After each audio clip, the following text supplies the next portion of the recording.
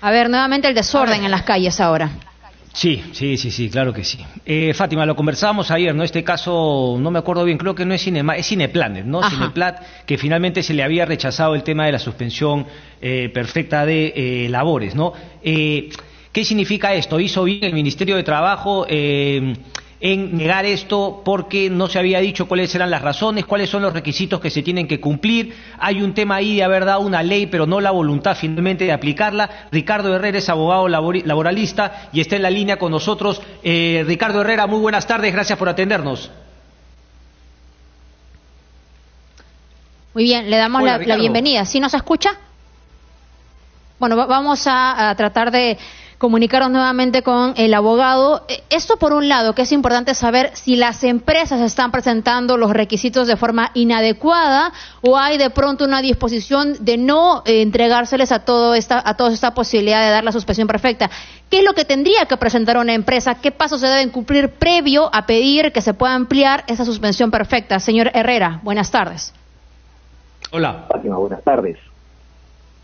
Mira, sí. En primer lugar, la empresa tendría que evaluar su situación económica o la imposibilidad de recuperar las horas o días dejados de laborar durante la cuarentena. Recordemos que la cuarentena para los trabajadores que no pueden hacer trabajo presencial o remoto implica licencia con goce de haber recuperable. Primero, ¿no? Segundo, tendría que evaluar si es que está en posibilidad de dar o no medidas alternativas a la suspensión perfecta de labores, como adelantar vacaciones a los trabajadores, como darle vacaciones vencidas, reducir sueldo, reducir jornada.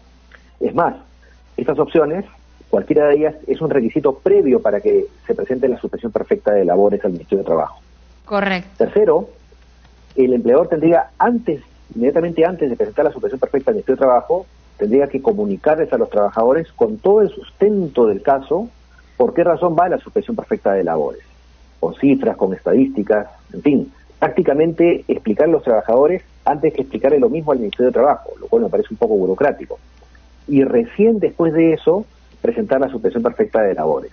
Yo me pregunto, una empresa que está realmente necesitada de ir a suspensión perfecta de labores porque no puede pagar la planilla en la quincena, porque no tiene actividades, no tiene ventas, ¿puede esperar todo ese tiempo para cumplir todos esos requisitos y recién ir a la suspensión perfecta de labores?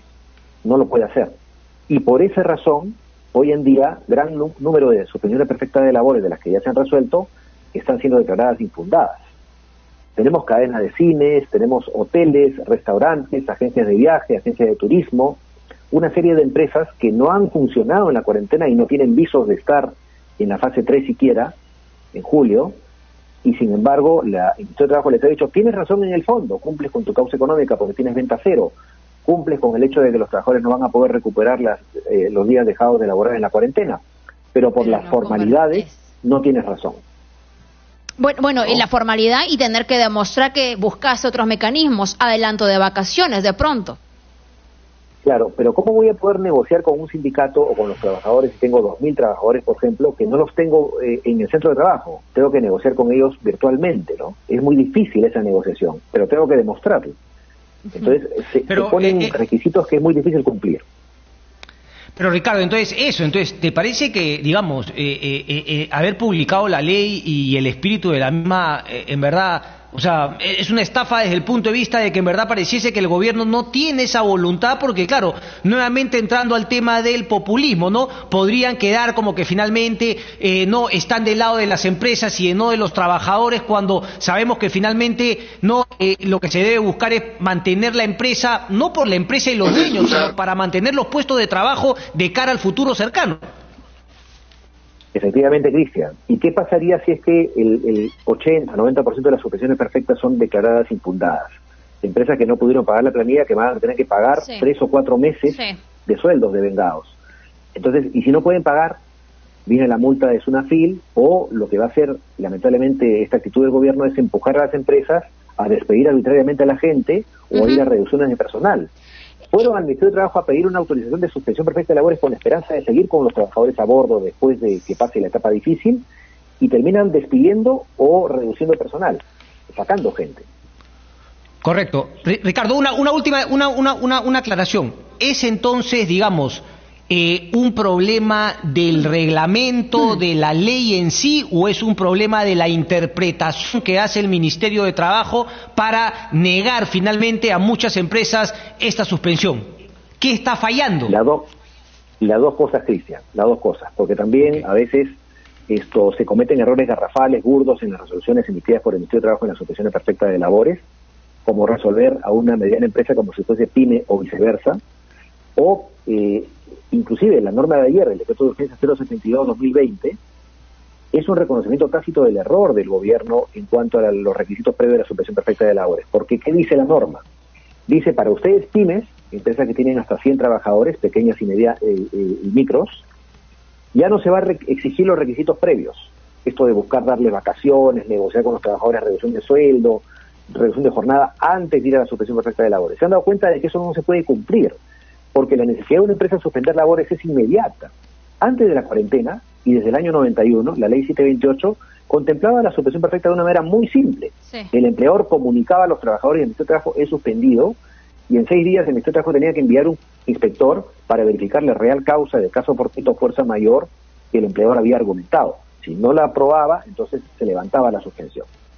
Eso es lo que se debió hacer, o sea, un control posterior, no establecer un procedimiento lleno de formalidades que son tan difíciles de cumplir que es inalcanzable la suspensión como se está demostrando ahora, ¿no?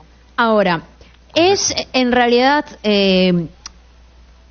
demasiado engorroso el trámite, o quizá también esto responde a una especie de falta de capacidad de poder cumplir todo lo que dijo en un momento el Ejecutivo? Es decir, apliquen la suspensión perfecta, que nosotros vamos a asumir un monto para poder darle a los trabajadores que no ganen más de 2.400 soles, y que ha salido ayer justamente un decreto de urgencia donde se hace o se concreta esta decisión que se había también anunciado hace meses.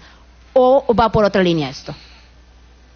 Lo que pasa es que para que el trabajador suspendido, porque su empleador fue a suspensión perfecta de labores, pueda cobrar ese subsidio de los 760 soles por 3 meses, si gana hasta 2.400 soles mensuales, o para que pueda retirar inclusive su CTS, la empresa tiene que haber logrado que el Ministerio le apruebe la suspensión. Y solamente hasta ahora el 1% de las empresas han logrado eso, que fueron a suspensión, de las 30.000 empresas. Claro. Entonces es una norma que no se va a poner en práctica. Claro, por eso es una forma de cubrirse, el 1%, ¿no? Como que yo no puedo dar eso ahora mismo, tengo demasiadas trabas, no termino de dar el bono universal, por ejemplo, entonces mejor los aguanto con ustedes, que tu empleador te siga pagando lo que tiene que pagarte. Claro, una cosa es anunciar con bombos y platillos la norma, y todos vamos a creer que en efecto los trabajadores van a acceder a su subsidio por 3 meses, ¿no es cierto? Y a la hora de ejecución, miramos la letra chica, pero para poder cobrar mi empresa tiene que ser aprobada en la suspensión, y no están aprobando ninguna suspensión. Entonces la norma no se puede ejecutar. Es un derecho impracticable. Correcto. Si seguimos en esta tendencia, Ricardo, ¿qué augura para finalmente la situación laboral en muchas empresas? Lamentablemente, Cristian, vamos a tener más casos Avianca, disoluciones y liquidaciones, quiebras. Y miren ustedes lo grande que fue Avianca en el Perú. Imaginen ustedes una lavandería, una librería, una panadería, que son empresas que no pueden pagar pues un abogado laboralista para poder llenar adecuadamente su declaración jurada de suspensión perfecta de labores, porque tiene tantos recovecos y tanta formalidad que una persona, digamos, medianamente informada no está en capacidad de poder hacerlo bien. Por eso caen las suspensiones. Entonces vamos a tener despidos arbitrarios, y ya el empleador dirá, bueno, pues que venga el juicio más adelante, ya lo enfrentaré en su momento, pero ahora no puedo pagar el sueldo de hoy, menos aún el devengado de toda la suspensión, o reducciones de personal. Entonces yo calculo que de las 30.000 suspensiones perfectas de labores que se han presentado a nivel nacional, si el 80% son declaradas infundadas, estamos hablando de 24.000, por lo menos 10.000 empresas irán a hacerse colectivo. Porque simplemente no van a poder enfrentar un futuro incierto. Un hotel, un restaurante, una agencia de viajes, ¿cuándo va a abrir? No sabemos. No están ni en la fase 4. No se sabe. Sí. No se sabe. Entonces, quizás a fin de año. Y hasta fin de año, ¿cómo llega la empresa? Pagando multas de Sunafil por no pagar los sueldos de los trabajadores. Correcto. Ahora, una precisión, porque nos estamos fijando mucho en el tema de las empresas, pero hay quienes comienzan, más que todo en las redes sociales, evidentemente sin, digamos, con el temor de decir su nombre y apellido completo, pero que expresan también que hay algunas entidades del Estado que no les está pagando, los está mandando una especie de suspensión perfecta, los practicantes. ¿Cuál es la situación allí mismo, por favor? Lo que ocurre es que tanto el Estado, que es un empleador más en nuestra economía, como los empleadores privados, están tratando, si no tienen trabajo para la gente que tienen a bordo, están tratando de despedir a los trabajadores en periodo de prueba, que es legal, no renovar los contratos de trabajo, los contratos que hacen el Estado o los convenios de prácticas con los practicantes. Son medidas legales y definitivamente no es casual que ya tengamos 2.3 millones de trabajadores solo en Lima Metropolitana formales que han perdido su puesto de trabajo. Entonces, lo que se está haciendo es empujar a las empresas a la asfixia total para terminar de perder los pocos puestos de trabajo formales que tenemos. Y vamos a llegar a lo que la OIT llama el trabajo indecente, el trabajo sin remuneración, en planilla, sin seguridad social, sin fondo de pensiones, sin CTS, sin gratificaciones, sin horas extras.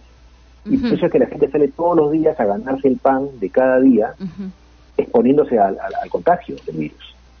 Correcto. Muy bien. Correcto, porque ya no tiene por dónde ver el respiro. Excelente, Ricardo. Gracias. Estrictamente, perdóname, Cristian, antes de terminar, estrictamente dale. El tema de los jóvenes o adultos que tienen algún convenio, no son trabajadores en sí mismos porque ellos tienen un convenio de aprendizaje y que tienen, digamos, un estipendio, los llamados practicantes, ¿no? ¿Cuál es la situación con ellos? Los que ya iniciaron en enero, en febrero, antes de la cuarentena. Bueno, a muchos de ellos, como comentaba, no se les está renovando el convenio cuando vence, cuando acaba el plazo. Pero algunos es que es un año. Pero inclusive lo que hacen las empresas, y es legal también, les suspenden el convenio, porque no hay chamba para ellos, entonces no les pagan la subvención. Entonces están en el limbo, ¿no? Y como dentro del Estado, ¿cómo? Porque entiendo que no había una exposición directamente del Estado, mando suspensión perfecta a mis trabajadores y los practicantes. Es que depende de qué Estado hablamos, ¿no? Porque si son empresas del Estado, sujetas al régimen privado, sí se puede ir a suspensión perfecta. ¿Y un organismo? Y un ministerio, por ejemplo, no podría, ¿no? Pero lo que está ocurriendo en los ministerios también es que, dado que no atienden al público, no requieren tanta gente ahora, no les están renovando los contratos a los ¿A dónde pueden recurrir quienes se encuentren en vulneración a sus derechos? Los que están dentro del aparato estatal. Pero ¿es vulneración a sus derechos? ¿Es eso que mencionas? No, yo creería que no, a menos que se haya desnaturalizado el contrato CAS, por ejemplo, que se da mucho, en el sentido de que yo hago como CAS el trabajo de un estable en el Estado, entonces no soy un trabajador realmente temporal, ¿no? Ya. Se desvirtúa, pero eso ya no depende de la cuarentena, es un tema de aplicación legal desde el origen. Pero no puede ir a Sunafil, por ejemplo, ese trabajador, tiene que ir al Poder Judicial, que no atiende. Entonces, estamos atrapados en una situación en la cual si el Estado no flexibiliza su criterio para tratar de ayudar a las empresas a salvar los puestos de trabajo, si no se lanza un paquete, no arranca Perú, que es un paquete más de trabajo temporal financiado por el Estado, y ya sabemos la capacidad de gasto del Estado, su ejecución es malísima, sino un paquete de normas para empleo temporal flexible para las empresas, para que se vaya recuperando poco a poco los puestos de trabajo que se han perdido. Eso es lo que hay que hacer, pero no se piensa en eso. Bueno, listo. Muchas gracias, señor Ricardo Herrera. Gracias, Ricardo. Fátima, Cristian, muchas gracias por la entrevista. Ok, correcto. Muchísimas gracias.